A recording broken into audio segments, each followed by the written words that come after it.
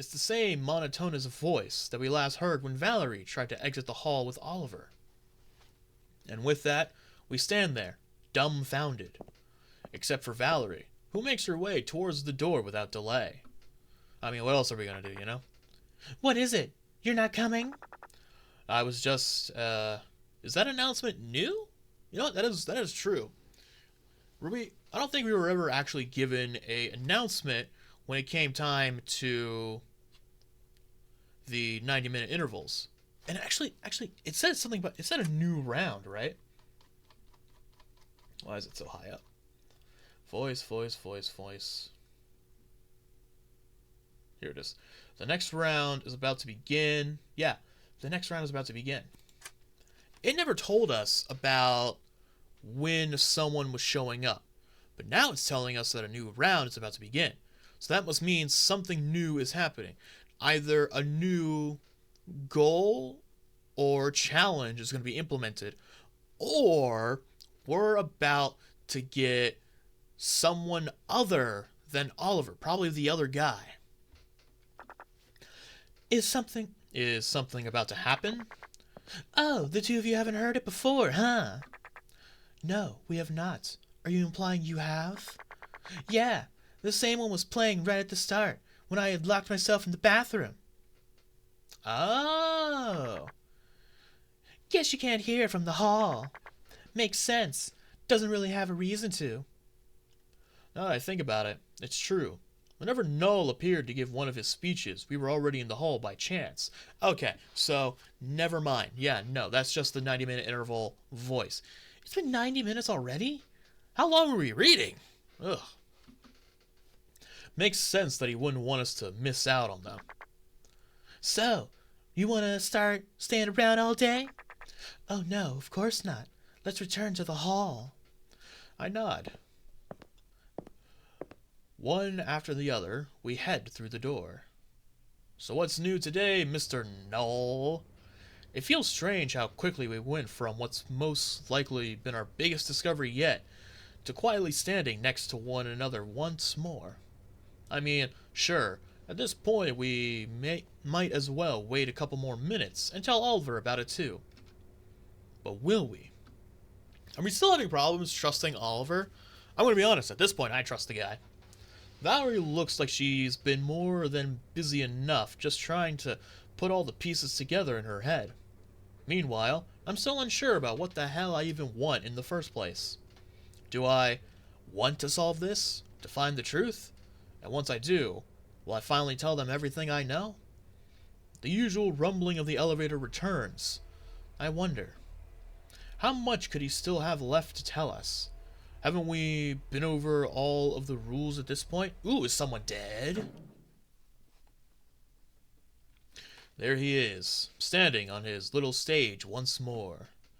As per usual, he's not granting anyone a single glance, simply beginning to speak in the most monotonous of voices, barely ever fitting the words it produces. Hello, everyone. I hope you have been doing well these past 3 hours. Well, I said the same last time, but I hope you don't mind me repeating myself. I already know how well you've been doing. I'm glad to see that each team has, in their own way, managed to make some progress. You might still wonder what it is that you are even trying to find. But don't worry, you don't necessarily need to know that. All you do need to know is that you're getting closer. Well, hearing that might not mean awfully much to you. So instead, how about I give you a bit of a helping hand, I'm not a monster after all. You have already noticed the locked door in each of your halls, right? Not the exit. The other one. Yeah, the third door. Does that lead somewhere else in our sector, or is that a connector to both. But again, I don't think that's the case, because otherwise there'd be a fourth door connecting to the QT. Of course you have. I'd be worried if you had not. How about granting you access to the room that lies beyond it? That was a green? Hey, it's a greenish blue, it's a turquoise, it's an aquamarine. I don't know what colors are. And just as he said those words, the scanner on said door turns green. Finally.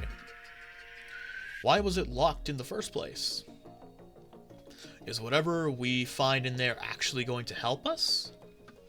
If so, maybe he just wanted us to think for ourselves for a while, before starting to straight up hand out hints. If that is the case, if this is actually going to be as significant as he made it seem, then this might be Then this might be the turning point for this whole ordeal. I'll have to, once and for all, make up my mind. After all, I have no way of knowing what the other team is up to. Behind me, the elevator has already made its way back into the ground. Null is gone. Despite that, Valerie is still staring at the spot from which she had repeatedly addressed us. What's wrong? I wonder whether... Well, I wasn't really thinking much of it last time, since that was the first time I've seen him myself. But the way he had positioned himself there was the exact same, wasn't it? I mean, I guess so.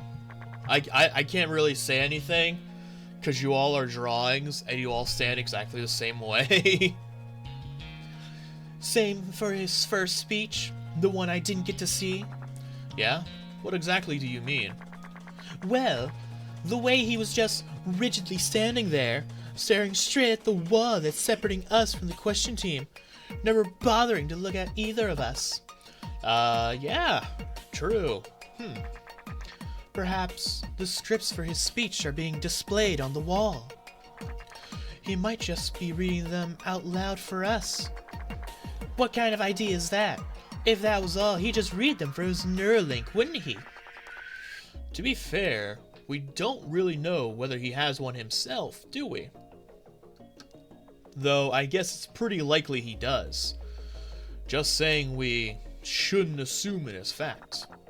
Well, aside from that, I agree though. Seems far-fetched. Oh, well, aside from that, I agree though. Seems far-fetched. Like, why would he even need a script in the first place? Yeah, not like he ever had all that much to say. Don't really see the point in him closely following some pre-written texts. I simply nod. Honestly, the entire concept of himself showing up for these speeches is kind of weird in and of itself. Then again, there might not be any deeper reason to it at all. Overthinking it may just be a waste of time. In this case, however, it was also an effective way to kill some time. Is Oliver here? Before we know it, the large metal door slides open, and Oliver appears before us, looking a little angry. Last time, his face wore a frustrated expression, given what we had heard from Null moments before. This time, he looked just as troubled, despite the usually good news he had just received. The unusually good news. You right? You alright? Why the long face? No, it's nothing. Don't worry about it. Just had a bit of a quarrel over in the other hall. His face instantly lightens up, but he's clearly still bothered by whatever went down beyond that door. Is that so? That is quite troubling to hear. Well, it was to be expected. After all, Nathan turned out to be our enemy in a way. Yeah, and now that he knows, it makes sense for them to no longer trust each other, or work together. Yeah, that's right. He nods in agreement, before backtracking ever so slightly. Well, though I Though I kinda got myself to blame for him no longer trusting me. Oh, what did you do, Oliver? What do you mean? Did you do anything that would warrant distrust? He sighs. When I came back, Nathan didn't actually mind that much. Of course, he was aware that what Null told us, but he still thought it'd be best. Ah! But he still thought it'd be the best course of action to combine our efforts. He said, well, something about how he didn't see any of us as enemies. The real enemy was Null, he said. And I mean, he's right. Still, didn't expect him to feel that way. Sounds like things were off to a good start. So then, how'd you mess it up? Well, I said I didn't have much to share. That y'all didn't tell me much of importance. He figured I was probably just being careful, and thought it would be a nice gesture if the two of them started with their reports. Maybe that's break the ice. Nathan shared some things he heard over in the other team. Amelia brought up a couple of details she remembered. And then, when it was my turn, I kept quiet. Huh? Guess you're a man of your word at least, huh? Guess so. Well, assuming he's speaking the truth. Why am I not trusting this man? I'd trust him. Guess we'll never know for sure what's really going on in the other halls. What you're saying, however, is that Nathan and Amelia have shared some additional details with you. Have they not? Would you like to tell us about those? No, right, no, of course. He clears his throat.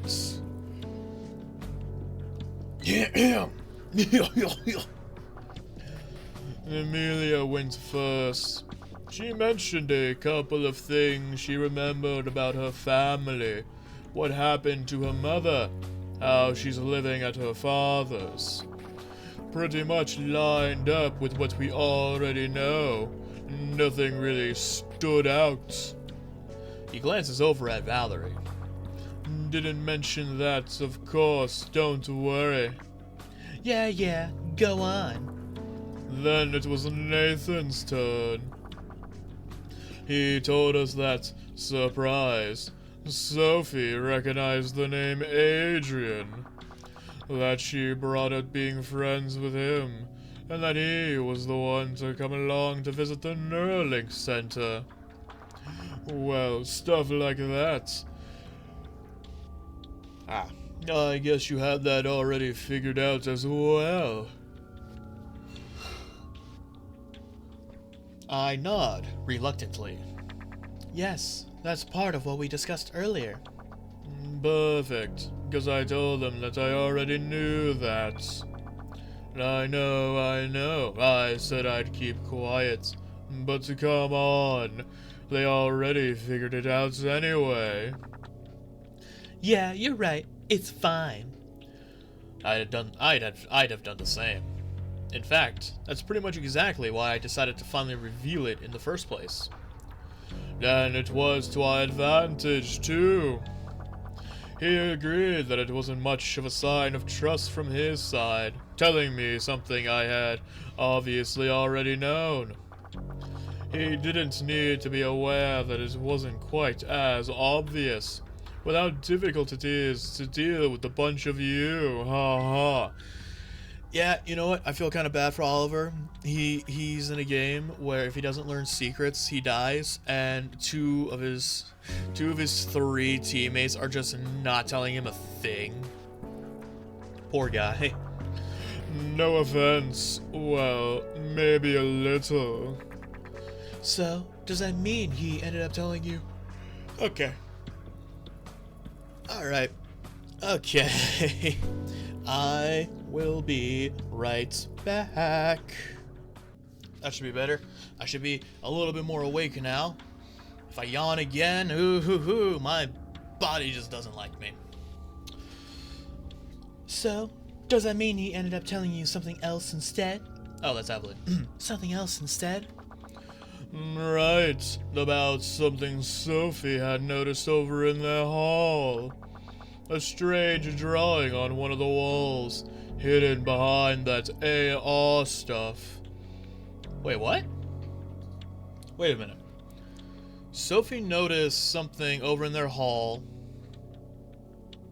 Oh, wait, no. Sophie, okay.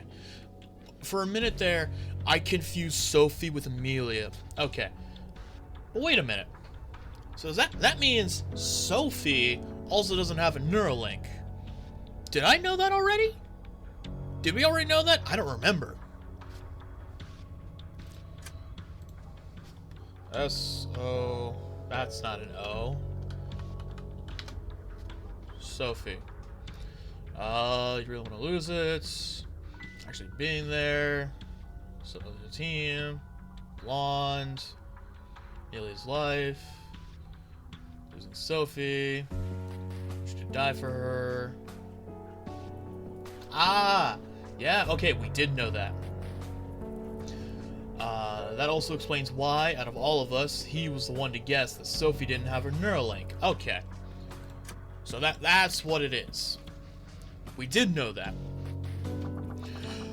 She hadn't thought much of it, but when she drew it on a piece of paper to share with Eric, apparently he knew what it was. Some cult symbol.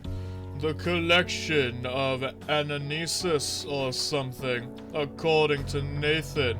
That's the name of the game? Is that... Wait, no, Anamnesia? Wait. That's almost the name of the game. A cult?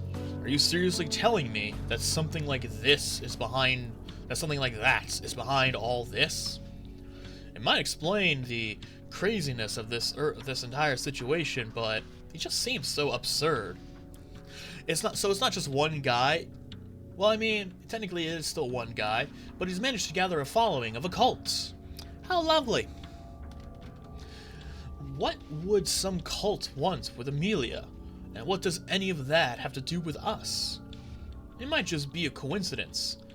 No use in overthinking it, right?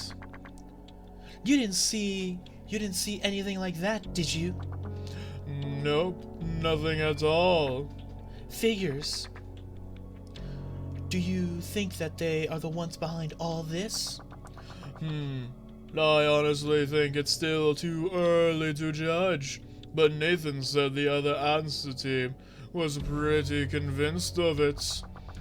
I have no idea though.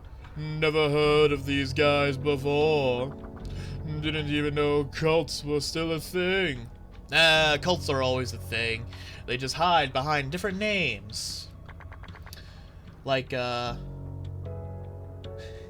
not gonna say anything. I'm not gonna say any names. Well, before we discuss that any further, was that all then?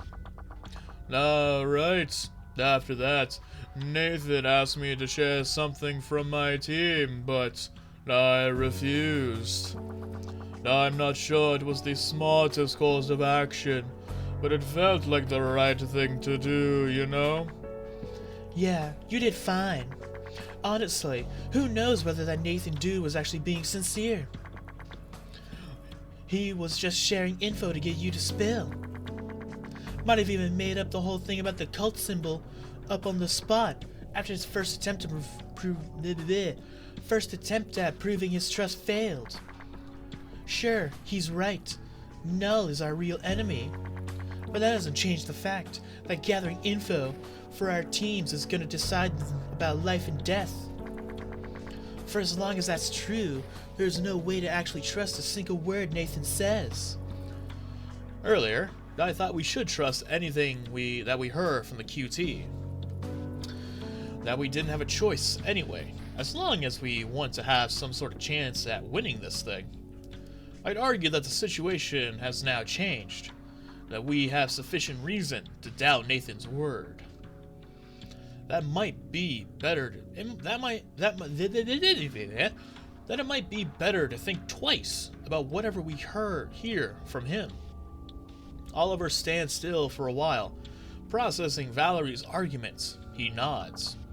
Yeah, I guess you're right. So then, you want me to keep it. God damn, Wang! What is wrong with me right now? Yeah, I guess you're right. So then, you want me to continue keeping my mouth shut? I honestly think it doesn't really matter anymore. Who knows whether they'll even live long enough to see the next round? Oh, Will. Come on, don't talk like that. You know it's true. We've barely managed to make any progress this entire time. But who knows how the other team has been doing? But then you, I'm not done talking. And yet she hesitates. Wow, liar. It's not like she ever worried about Nathan getting some sort of hint out of her story. That was never why she kept quiet about it to begin with. I'm not saying that I'm giving up. I'm just saying that this game suddenly ending without any kind of warning is getting more and more realistic the longer we wait. And so, this might be the last chance to tell her. I think, whether we still get out of here or not, I want her to remember. No, I think I want her to know the whole truth. The truth. A word that carries a lot of weight in our situation. And so must Valerie's decision to finally reveal the secrets she's been keeping to herself all this time. Yeah, I told these two while you were gone. Guess I don't have a choice now. Hey, I interrupted her mid-sentence. One of the scariest feats imaginable. Ooh. At least from where I stand. Sorry, but, like, what about that door over there? Listen, guys, I know we're having a moment here. We're gossiping a little. We're finally having secret telling. But, like, there's a door we haven't opened yet. We all turn around, our eyes fixed on the previously read scanner. Right. That's what Noel was just talking about, eh? I mean, I didn't want to interrupt you or anything, but I just thought maybe we should see what's behind that first, and then discuss anything else, you know? Yeah, it's fine. You're right. We still got time. I can hold off on repeating my backstory a third time, at least for a bit. If anything, she's probably relieved. Though she might also just be used to it at this point. I don't know. Can't relate. That is true. We should probably see what that door has in store for us before deciding how to proceed. Yeah. We collectively move closer and closer towards the door, then stand still, waiting for someone to make the first move. We've been waiting for this, yet, now that we're finally about to open it, we feel hesitance. Or at least I do. I'm reluctant, nervous, anxious. I am feeling things that I can't quite put into words. Will this door answer any of our lingering questions? Will it give us even more? Valerie takes another step forward, reaching out towards the scanner. I'll just press it then, right? I nod, before noticing that she can't see me, standing behind her back. Of course, whenever you're ready. Her hand meets with the green surface. Without further delay, the door slides open like the rest. Behind it hides... oh shit. A room unlike any other we've seen so far. What the hell is this? One that does not seem to hide its true colors behind augmented reality. One that, despite that, seems the least real out of all of them. What the hell is all this? Yeah. Sure looks scary. Is anyone in these?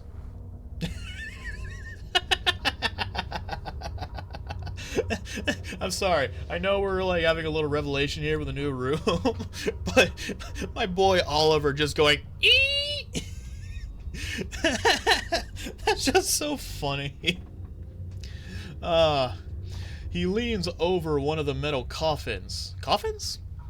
Glancing through the small window in it. Okay, please tell me we're not about to see ourselves in it, or skeletons. Please tell me they're just like empty. I don't know how I'd feel if they were empty either. Nope, just water. Well, there better not be. There better not be. Would have been a scary thought to find anyone hiding in here. Despite that, he continues to check the remaining boxes, simply nodding his head. Evelyn, on the other hand, takes a closer look at the cables and tubes connecting to them. I suppose I have an idea what these pods could be, although I've never seen this specific model before myself. Pod? Model? Well, yes. It makes sense after all. From what we have deduced so far, this place seems to be rather old. In other words, these must be some of the first prototypes of the machine I have in mind. Yeah, sure. I got that, but like, what is it a model of? What are they? Well, I'm not quite sure yet, but these might be what I have told you about earlier. What, the latency thing? Earlier. You mean... When we talked about whether it would be possible to make someone's memories disappear via accessing their Neuralink data, I said it wasn't. Not with that specific equipment. Ah! So these are the reasons why we have no memory of our stuff? So these are what you meant? They might be. As I said, I can't say for sure. It would make sense, though. There are 3 of these pods here. The other teams probably have all the same. The other teams probably have the same room, so it should add up nicely. 1 pod per person. We've all been inside one of these.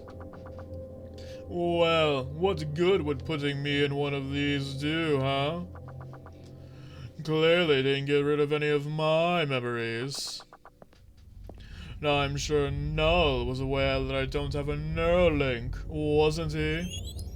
Ooh. Oh, she's the computer. In the meantime, Evelyn has started up the terminal next to the set of pods, investigating its interface, and clicking her way through a couple of menus for a while. She nods. It's just like I suspected. This seems to be an early prototype of the connector, which could be used to establish a direct connection between brain and Neuralink. Wait, but, I mean, I don't know much about all that, but aren't they always connected? What exactly do y'all need that machine for? Yes, of course, but usually there is a certain minimum delay between accessing and receiving data that can be bypassed using this machine. Ah. Well, the exact theory behind it is much more complicated, of course. So, let's put it this way. By resting inside one of these pods, data can be transmitted directly to the user's brain. Oh. Would they not need a Neuralink for that? Through this, they can, for example, review parts of their log in a fashion that is much akin to remembering those events, then simply reading through them. This process is called direct transfer. Now that you mention it, before I first woke up, at the start of all this, I think I was dreaming about Amelia. At least, I thought it was a dream. Could it have been? Inside my head, something clicks. It was the same for me. Of course, that wasn't a coincidence. It almost felt like some kind of premonition of what's to come. But in the end, it was just Null priming our brains. Didn't any of you experience something like that? Well, I obviously didn't. Me neither, I'm sorry to say. I hesitantly shake my head. I don't think so, though it makes sense, right? Null wanted to make sure that you remembered Amelia before this even started. To make sure that things go smoothly, I guess. Yes, that would explain it. there must not have been any relevant data to show to us. Valerie looks in my general direction. Yeah, sure, I guess. And rolls her eyes. Anyway, the same thing has been used to make us forget about how we ended up here, right? Most likely, yes. So, wait. If this machine can be used to both make us remember and forget things, doesn't that imply that this same process could also be used to implant fake memories into our heads? If we've all been in one of these, how can we even know which of our memories are real and which are fake? Has our entire basis for what truth is just been shattered?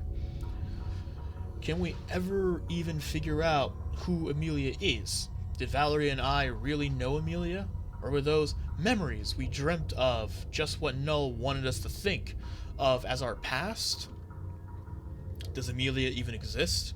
Have any of the things between us ever happened? Am I...